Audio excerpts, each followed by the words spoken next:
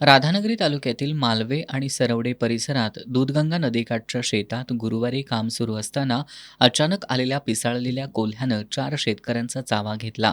यात मालवेतील 3 आणि सरवडेमधील 1 शेतकरी जखमी झालाय. कोल्ह्यानं तिघांच्या पायांना चावा घेतलाय, तर एका महिलेच्या पायाला जोरदार चावा घेतल्यानं त्यांच्या बोटाला गंभीर दुखापत झाली आहे. जखमींवर सोळांकूर ग्रामीण रुग्णालयात प्राथमिक उपचार करण्यात आले. गंभीर जखमी झालेल्या एकाला कोल्हापुरातील CPRमध्ये उपचारासाठी दाखल करण्यात आले. वन विभागानं या पिसाळलेल्या कोल्ह्याचा तातडीनं बंदोबस्त करून नागरिकांच्या सुरक्षेसाठी आवश्यक उपाययोजना कराव्यात, अशी मागणी शेतकऱ्यांनी केली आहे. मी सकाळी 8-9च्या दरम्यान शेतामध्ये वैरण कापण्यासाठी गेलो होतो. त्यावेळी पाठीमागून कोल्हा आला आणि त्या कोल्ह्यानं माझ्या लवणीचाच जबडा धरला. मी त्याला हिसकावलं. हिसकावल्या बेटाला तो सरळ पुढे गेला आणि माझ्या पायातून रक्त यायला लागलं.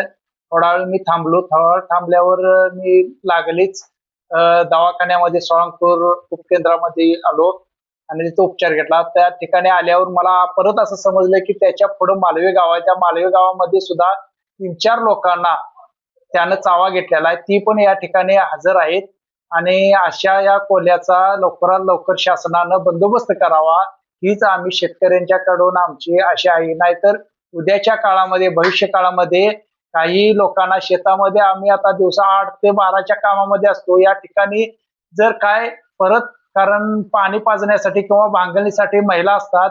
एका महिलेचा त्यानं अंगठ्याचा जबडा घेतलेला आहे. त्यानं CPR मध्ये ॲडमिट केलेला आहे.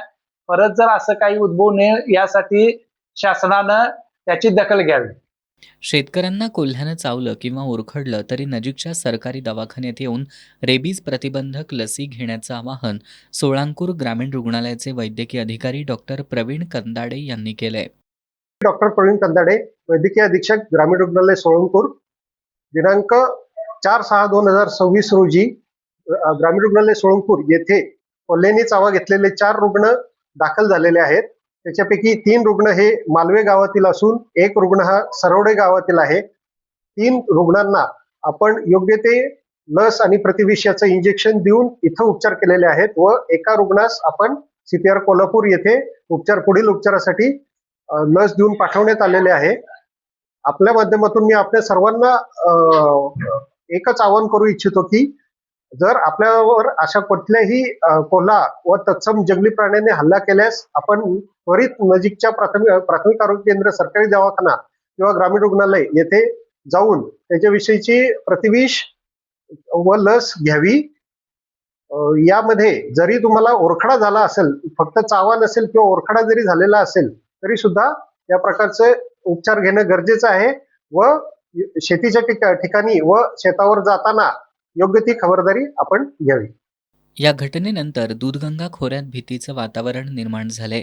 शेतकरी आणि ग्रामस्थांनी शेतात काम करताना अथवा एकटे फिरताना सतर्कता बाळगावी असं आवाहन करण्यात आलंय.